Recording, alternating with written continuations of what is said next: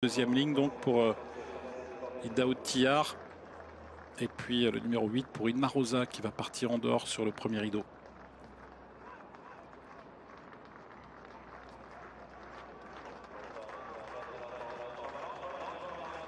Ton start qui va accélérer.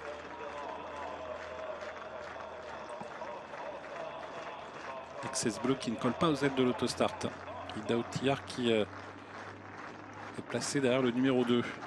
Kentucky River. On accélère. C'est parti pour cette finale de l'UET circuit avec un très très bon départ pour Melby Jinx qui va se rabattre au commandement. L'Ouezeka également est bien parti à l'image de Don Fanucci Zet alors qu'Inexcess Bleu est pris de vitesse. Il se retrouve à l'arrière du peloton. Idaho Tillard a réussi à se décaler et pratiquement devant Inexcess Bleu. Inexcess Bleu pris de vitesse en début de parcours. Il se retrouve pratiquement en dernière position. À l'avant, les premières places se disputent et comme on pouvait s'y attendre, Don Fanucci Zet va prendre l'avantage. Il va venir couvrir Melby Jinx. On retrouve ensuite pas très loin des premiers à la corde également l'Ouezeka alors qu'Alexandre Brivard n'attend pas. Il va se rapprocher, c'est probablement ce qu'il fallait faire parce qu'il n'a pas l'air d'aller très vite. Oriane Kihlström en tête et gros effort donc d'Inexcess Bleu qui profite également là de Staro Macro qui s'est décalé pour rejoindre également les premiers. Inexcess Bleu qui progresse, qui va probablement rejoindre Don Fanucci Zet. Est-ce que Oriane Kihlström va tenter de contrer Alexandra Brivard? Nous allons le savoir dans quelques instants. Alexandra Brivard qui fait le forcing en dehors avec Inexcess Bleu qui va pouvoir à minima se rabattre à la hauteur de Don Fanucci Zet. On va pouvoir ainsi venir devant les tribunes. Est-ce que Oriane Kihlström va contrer? Non, semble-t-il que non. Oriane Kihlström qui laisse peut-être passer. Finalement il accélère un peu. Oriane Kihlström il garde l'avantage avec Don Fanucci Zet. Inexcess Bleu à sa hauteur. En troisième position c'est le numéro 5 Melby Jinx avec également Staro Macro qui est quatrième. Qu'en est-il d'Idaho Tillard? Il est en queue de peloton. Avant-dernière ligne pour Idaho Tillard. Casaque bleu, toque blanche pour Clément Duval d'Estaing. Et devant lui il y a Inma Rosa, casaque noir et manche jaune pour Léo Brivard. Début de la ligne d'en face avec une allure qui n'a pas été, semble-t-il, très rapide dans le tournant. Et c'est toujours Don Fanucci Zet qui a l'avantage. Inexcess Bleu qui est à son extérieur. En troisième position, c'est le 5 Melby Jinx. En quatrième position, on a toujours Staro Macro et puis Ouezeka qui vient plus loin. Et Idaho Tillard est toujours en retrait. Clément Duval-Estin qui n'a pas encore cherché à venir, tout comme Inma Rosa qui se décale maintenant. Inma Rosa qui va tenter de venir, mais Don Fanucci Zet semble aller facilement en tête. Est-ce qu'Inexcess Bleu va pouvoir lui mettre la pression dans quelques instants? Ce seront les 500 derniers mètres alors qu'à l'extérieur Inma Rosa se rapproche. Idaho Tillard également tente de refaire du terrain. Sorti bientôt du tournant Don Fanucci Zet qui accélère très franchement maintenant. Inexcess Bleu un petit peu de mal à rester au contact. Bientôt la ligne d'arrivée avec Don Fanucci Zet seul en tête.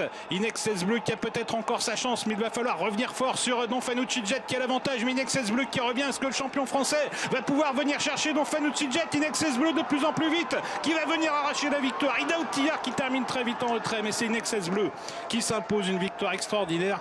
Alexandre Brivard qui n'en revient pas semble-t-il et qui nous fait un signe de la main comme si ça avait été finalement une évidence malgré toutes les frayeurs ressenties sans doute par lui pendant le parcours et notamment dans le tournant final où Don Fanucci Zet a semblé s'envoler vers la victoire. Mais incroyable Inexcess Bleu qui s'est relancé finalement et qui est revenu chercher le champion de Daniel Redden. Regardez cette phase finale avec un Inexcess Bleu qui redonne un coup de rein pour finir et qui revient chercher Don Fanucci Zet qui pourtant avait placé une accélération terrible dans le tournant.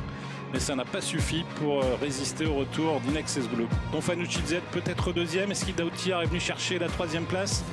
Il a terminé en tremble. Course très prometteuse pour le champion de Thierry Duval d'Estaing qui est revenu de l'arrière du peloton. Terminé très très fort en dehors. Regardez le tournant final avec Oriane Kihlström qui va déboucher les oreilles de Don Fanucci Zet. Ce dernier va produire une nouvelle accélération. Inexcess Bleu perd une ou deux longueurs. On se dit que le champion suédois va sans doute s'imposer dans cette course et qu'Inexcess Bleu n'aura pas la possibilité de revenir. Bien finalement, Alexandre Brivard a réussi à relancer son partenaire qui est revenu chercher Don Fanucci Zet pour remporter donc un nouveau groupe 1. Celui-là est vraiment prestigieux. C'est le Grand Prix de Wallonie, est une magnifique course et remporter dans la foulée l'élite circuit et la finale de l'élite circuit à Solvala, c'est vraiment fabuleux pour le trotteur français appartenant à Michel Gallier et entraîné par Laurent Brivard. Idaho Tillard donc sans doute à la photographie, je n'ai pas bien vu ce qui s'était passé exactement en retrait. On va revoir tout cela ensemble avec Idaho Tillard qui est très loin à l'entrée de la ligne d'arrivée. Il est en dehors, il va tracer une ligne droite exceptionnelle et à l'avant on se dit que Don Fanucci va s'imposer.